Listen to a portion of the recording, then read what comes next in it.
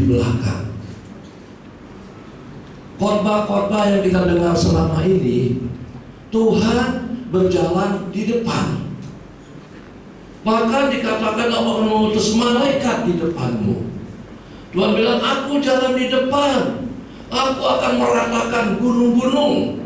Aku akan menghancurkan rumah-rumah tembaga. Aku akan mematahkan palang-palang besi.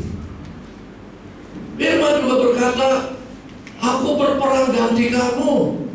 Kamu diam saja.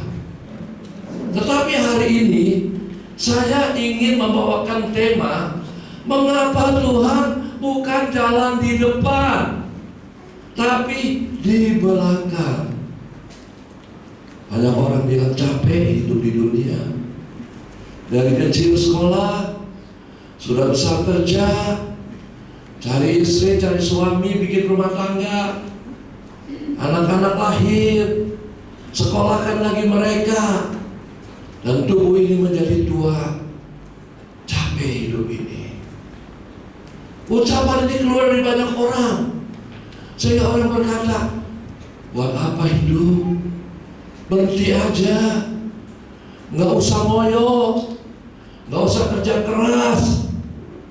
Saya mau kutip tulisan dari seorang ahli fisika kenamaan dunia, Albert Einstein. Dia berkata begini, life is like riding a bicycle. Hidup seperti naik sepeda. To keep your balance, untuk menjaga keseimbanganmu, supaya jangan jatuh, supaya sampai di tujuan, supaya sepedanya terus bergerak. And you must keep moving. Harus goes terus, harus jalan terus, harus bergerak terus, tidak boleh berhenti. Sekalipun tenaga kita hampir habis, sekalipun napas kita tinggal satu-satu, sekalipun pinggang rasanya gak kuat lagi, sekalipun jalan tidak bisa sepanjang dulu. Kalau kita berhenti, kita akan hancur. You must keep moving. Anda harus bergerak. Kalau Tuhan di depan enak. Waktu saya kecil, papa saya, ayah saya di depan. Saya gak takut dengan anjing galak. Saya gak takut dengan orang yang kumisan dan serem badannya. Karena ada ayah, ada papa, ada dedi yang pasti akan hadapin dulu. Saya aman. Tapi kalau papa saya di belakang, celaka saya kan. Yesaya 30 ayat yang ke-21 berkata begini, dan telingamu akan mendengar perkataan ini dari belakangmu. Tuhan di belakang, saudara. Inilah jalan. This is the way. Berjalanlah mengikutinya. Entah kamu ke kanan menganan atau mengiri. Saudara-saudara, kalau Tuhan jalan di depan, kita enak. Dia hadapi bahaya dulu. Dia yang pimpin kita. Mesti ke kanan kah? Mesti ke kiri kah? Berhenti kah? Atau percepat langkah? Tapi kalau dia di belakang, artinya kita yang harus ambil inisiatif. Kita yang harus ambil keputusan. Kita yang menentukan. Tapi Tuhan di belakang bukan tidur. Tuhan di belakang bukan diam-diam saja. Dia mengawasi, dia memandu, dia mengirim pesan, message. Inilah jalan. Telinga ini dengerin, saudara. Saya mau baca satu perikop Matius pasal 8 ayat 23 sampai 27. Tapi supaya suaranya sama rata, saya baca ayat 23, jemaat baca ayat 24 bersama-sama ya. Gantian. Matius 8 ayat yang ke-23. Saya buka dulu kekecilan dulu. Lalu Yesus naik ke dalam perahu dan murid-muridnya pun mengikutinya. Sekonyong-konyong kamulah mengikuti di danau itu, sehingga perahu itu gelombang ditutup. Maka datanglah murid-muridnya membangunkan Yesus, katanya, "Tuhan, tolonglah, kita binasa." Ia berkata kepada mereka, "Mengapa kamu takut?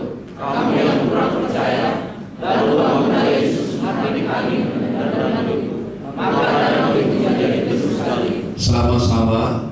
Dan heranlah orang-orang itu, katanya, "Orang apakah dia ini, sehingga angin dan danau pun taat kepadanya?" Saya mau tanya, Tuhan tahu gak sih kalau malam itu akan ada badai? Tuhan tahu gak sih waktu ajak murid-muridnya naik perahu bakal ada badai? Tahu gak?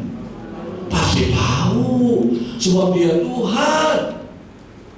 Dia tahu lebih daripada kita yang tahu. Pertanyaannya, jika Tuhan tahu badai akan mengamuk, jika Tuhan tahu akan ada bahaya, mengapa dia masih mengajak murid-murid berlayar? Kita mesti tanya dong. Jika Tuhan tahu saya menikah dengan dia bakal bahaya di tengah jalan, jika Tuhan tahu saya masuk ke perusahaan itu bakal ada masalah besar buat saya, jika Tuhan tahu kalau saya makan di sana bakal virus masuk, jika Tuhan tahu kalau saya ambil jurusan ini di universitas itu saya bakal surat bekerja, mengapa dia tidak kasih tahu saya? Mengapa dia tidak info ke saya? Bukankah tiap minggu saya dengar suaranya di gereja? Bukankah tiap pagi saya baca firman-Nya? Apa susahnya sih? Tuhan bilang jangan pilih dia sebagai suamimu, jangan pindah ke perumahan sana, jangan masuk kerja di perusahaan itu. Pertanyaan ini sering muncul dalam pikiran kita. Bukankah Tuhan Yesus tahu sebelum masalah datang dalam hidup kita? Bukankah dia tahu kalau ada virus mau masuk di otak kita? Kenapa dia tidak beritahu lebih dulu? Kenapa Tuhan tidak info bahwa ini ginjal bakal rusak, sehingga dia tidak perlu cuci darah seminggu 2 kali, 1-2 juta rupiah? Kalau dia kasih tahu jauh-jauh sebelumnya, kita akan jaga makan, kita akan juga hati-hati memilih pasangan. Kalau Tuhan tahu, mengapa dia tetap membiarkan hal itu menimpa hidup kita? Peristiwa badai di Danau Galilea dimulai dari ayat yang ke-23. Yesus naik ke dalam perahu dan murid-muridnya mengikutinya. Bukan murid-murid yang ambil langkah lebih dahulu, Tuhan yang jalan dulu, menunjukkan kepada kita bahwa berjalan bersama Tuhan Yesus, menjadi muridnya, tiap minggu datang ke gereja, menyerahkan diri dibaptis, hidup kudus, tidak berarti hidup ini tidak akan ada badai. Tidak berarti jalan kita semulus, secepat, selancar jalan tol. Selama kita hidup di dunia yang fana ini, dunia yang sudah dikutuk Tuhan, badai penyakit, badai rumah tangga, badai dalam usaha, badai dalam karier, buat anak-anak muda, badai dalam cinta masih bisa terjadi. Jangan kita tidak waspada, Jangan anggap enteng, jangan pikir sepele bahwa hidup ini akan lancar seperti khotbah-khotbah yang kita dengar. Cari gereja yang benar. Jangan cuma janji firman Tuhan di awal-awal, sehingga kita tidak siap, sehingga kita hidup dalam euforia. Kita habiskan waktu, umur, uang, semuanya tanpa persiapan. Pendeta harus berani bicara apa adanya isi Alkitab. Tidak boleh ada yang disembunyikan. Lebih bagus cuma dikasih tahu yang jelek-jelek, yang pahit-pahit, supaya waspada. Ayat 24. Sekonyong-konyong mengamuklah angin ribut di danau itu, sehingga perahu itu ditimbus gelombang. Tetapi Yesus tidur. Sekonyong-konyong, mendadak sekali, tiba-tiba, suddenly kata orang Inggris, tanpa ada info, enggak diberitahu lebih dulu, mengamuklah angin ribut di danau itu. Itu bukan angin ribut biasa, saudara. Kalau kita kupas, itu bahasa aslinya dipakai kata seismos. Ingat seismografi, alat mencatat gempa. Malam itu terjadi gempa bumi yang hebat sehingga terjadi tsunami. Seperti di Aceh, 200.000 orang mati. Seperti di Tasikmalaya, puluhan ribu orang mati. Seperti di pantai selatan Jogja. Persoalannya, tsunami datang tanpa pemberitahuan. Itu gelombang naik sampai 5-10 meter dan lebih celaka lagi. Tetapi Yesus tidur. Saya penasaran, kok Yesus tidur? Apa benar dia tidur? Kalau anak muda bilang kebingitan. Saya buka Markus pasal 4 ayat yang ke-38. Pada waktu itu Yesus sedang tidur di buritan di sebuah tilam. Maka murid-muridnya membangunkan dia dan berkata kepadanya, "Guru, engkau tidak peduli kalau kita binasa?" Saya cari apa arti kata buritan. Saya googling di Kamus Besar Bahasa Indonesia. Buritan artinya bagian belakang perahu. Kalau di kapal besar, di buritan terdapat instrumen pengendali.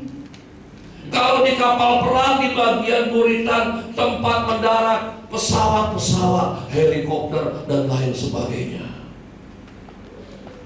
Jadi Tuhan bukannya diam saja. Mungkin yang melihat murid-murid Tuhan nampaknya tidur.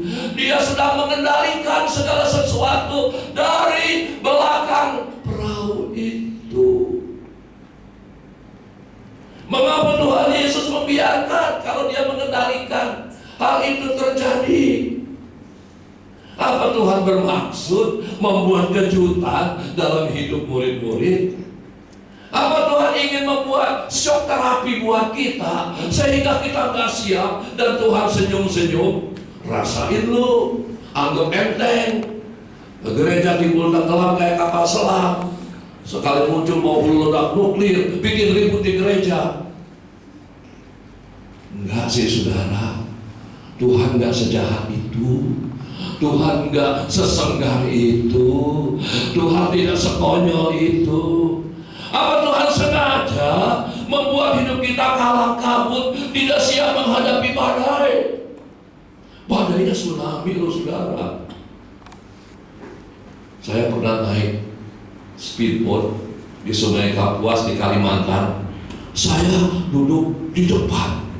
Waduh, setengah mati saudara. Goblok. Air muncrat saudara. Tapi di belakang lebih enak, di belakang lebih tenang. Di depan kan yang begini saudara.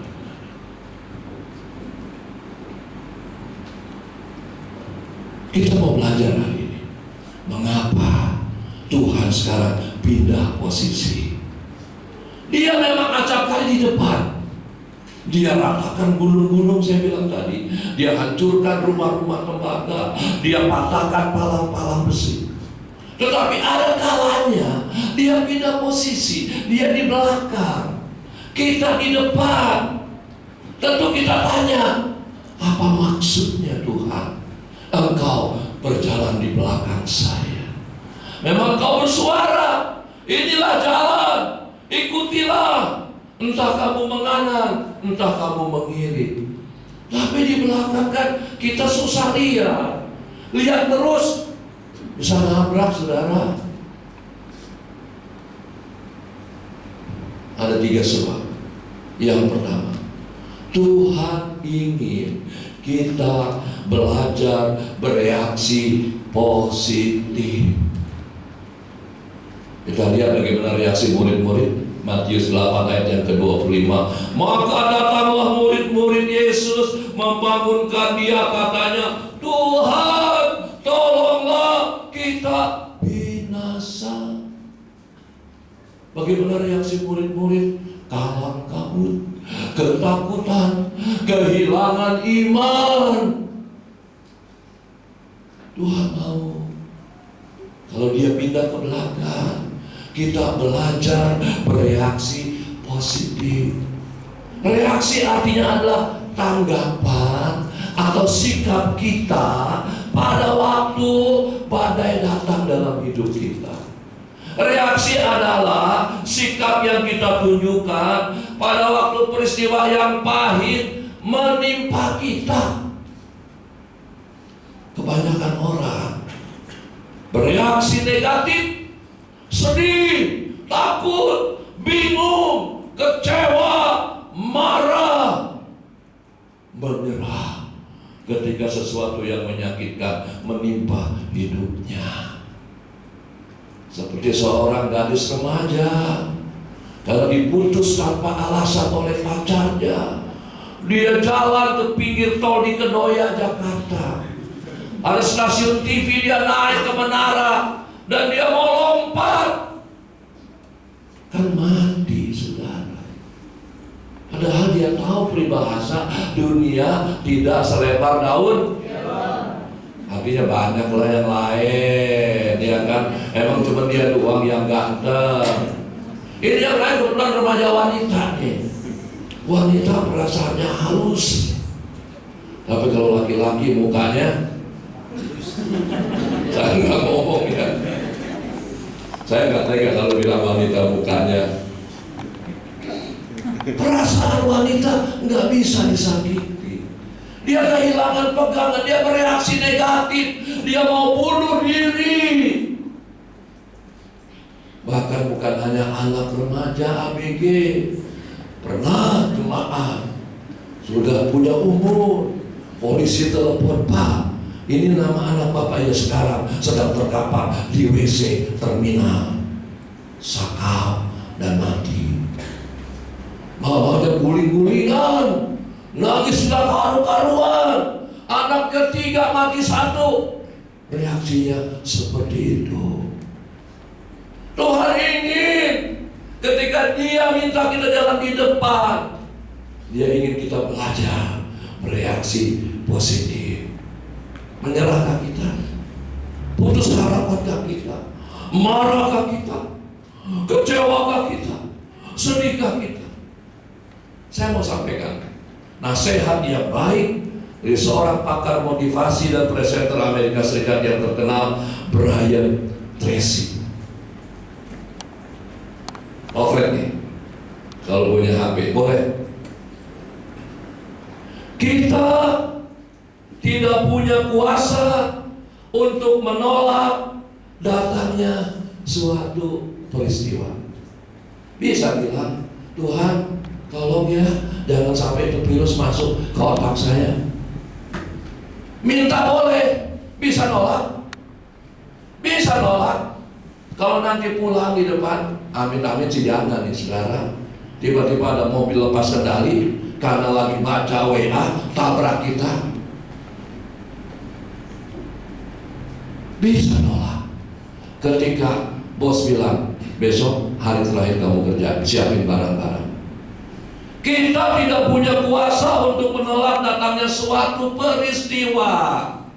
Tetapi kata Brian Tracy, kita memiliki kuasa untuk menentukan sikap, untuk bereaksi ketika suatu peristiwa menimpa hidup kita. Saya nggak bisa nolak kalau ada badai menimpa hidup saya, tapi saya bisa menentukan sikap. Saya kecewa atau saya biasa saja, saya sedih atau saya bersuka cita, saya menyerah atau saya terus bergerak. Itu kan saya menentukan. Amin. Daud menangis pada saat dalam pelariannya dari kejaran Raja Saul. Ia ditangkap oleh orang-orang Filistin yang sangat membencinya. Saul, raja yang sudah dibelanya, bahkan dengan mempertaruhkan nyawanya. Saul yang juga jadi mertuanya, sekarang iri hati mau menghabiskan Daud.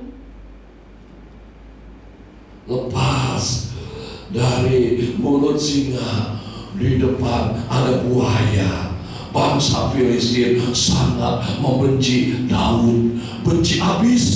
Sebab Daud sudah mempermalukan mereka sebagai bangsa ketika mengalahkan jagoan mereka yang namanya Goliat.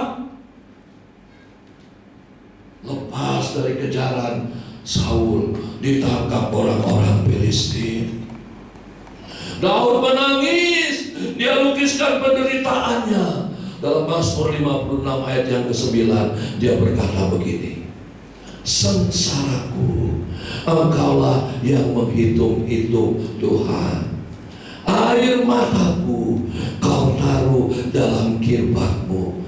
Bukankah semuanya sudah Kau daftarkan? Lihat reaksi Daud. Mestinya dia bilang, Tuhan di mana Engkau? Tuhan bagaimana Engkau diam saja ketika kebaikanku dibalas dengan kejahatan oleh raja yang aku bela. Air susu dibalas dengan air tuba. Daud ngomong begitu. Tuhan, bukan aku yang salah membunuh Goliat.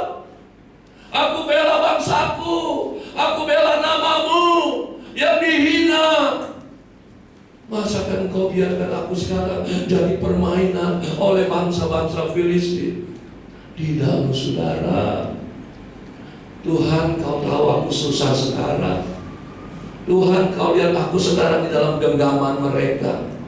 Engkau lihat air mataku menetes, Tuhan. Tapi aku yakin Kau tampung dalam kirbat-Mu. Engkau catat. Tuhan mencatat setiap tetesan air mata kita dalam kitab-Nya.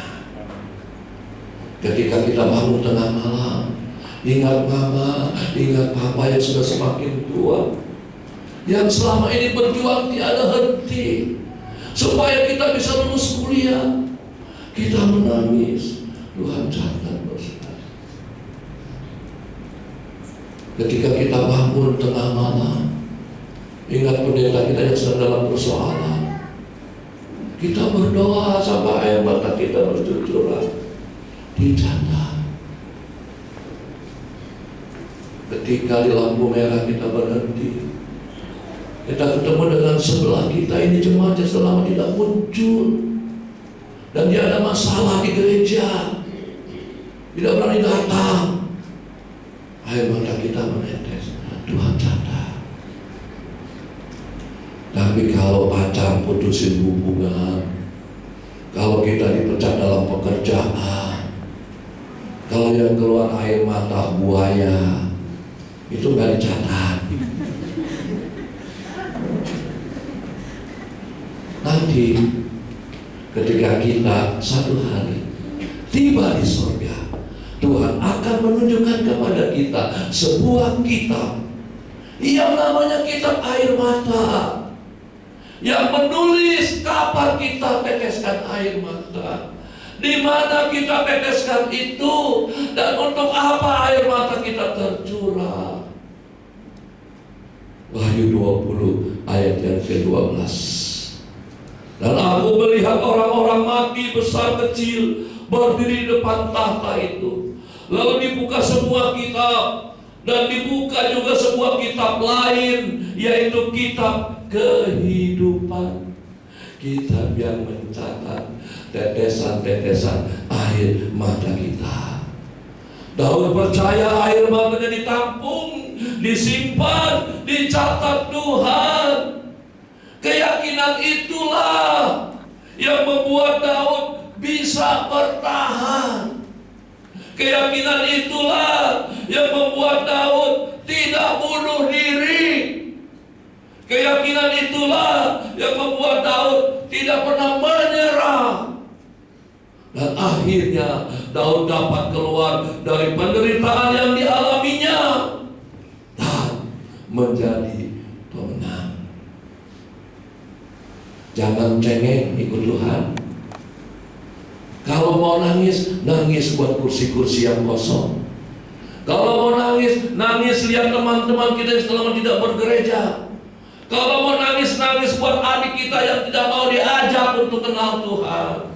Kalau mau nangis, nangis buat majikan kita yang tidak pernah mau mendengar kesaksian kita. Jangan nangis untuk penderitaan kita. Daud tidak menangis untuk dirinya sendiri. Daud menangis untuk rakyatnya. Daud menangis untuk Tuhannya. Perhatikan saudara, setelah bereaksi positif, Daud mampu bangkit, berdiri dengan tegar. Mazmur 56 ayat yang ke-10, dia berkata begini, bahwa musuhku akan mundur pada waktu aku berseru. Aku yakin bahwa Allah memihak kepadaku. Pertanyaannya, emang gak boleh nangis? Bolehkah kita menangis? Boleh. Ya, ini saya bilang boleh, tapi jangan terus-terusan nangis. Violeta Parra, pencipta lagu, penyanyi kenamaan dari Chili, memberi kita nasihat yang indah. Dia bilang begini, janganlah menangis saat matahari menghilang, sebab air mata akan menghalangi kita melihat bintang-bintang.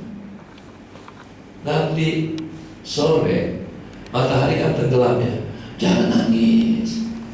Kalau kita nangis, maka bintang muncul, kita gak lihat. Pada waktu matahari menghilang dari pandangan kita, dunia ini menjadi gelap. Tapi apa benar matahari menghilang untuk selamanya? Tidak, bukan.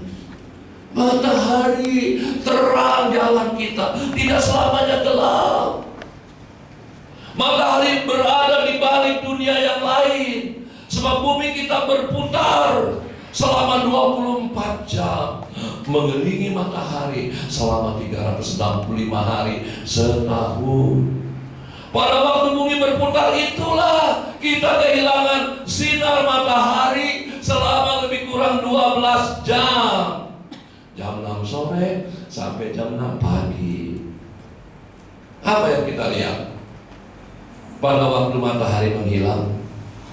Sebenarnya Tuhan sedang mengizinkan kita untuk menyaksikan keindahan yang lain. Bintang-bintang yang bercahaya dengan indahnya berkelap-kelip di langit yang hitam. Kalau Tuhan izinkan penderitaan datang, Kalau Tuhan izinkan hubungan kita putus dengan kekasih kita, kalau Tuhan izinkan penyakit yang berat masuk menyelinap dalam tubuh kita, Tuhan tidak sedang menghukum kita. Dia minta kita sabar, Dia minta kita percaya, Dia sedang mengajak kita untuk melihat ada keindahan yang lain yang sedang Dia buat untuk kita. Ayo, kalau kita baca dari pasal 1 sampai pasal 41, hidupnya sangat menderita. Tapi ketika dia bertahan, ketika dia berkata kepada istrinya, perempuan gila, masa kita mau terima yang baik saja dari Tuhan, tapi nggak mau terima yang buruk. Akhirnya di pasal terakhir, Tuhan kembalikan apa yang Tuhan ambil dari Ayub 2 kali lipat.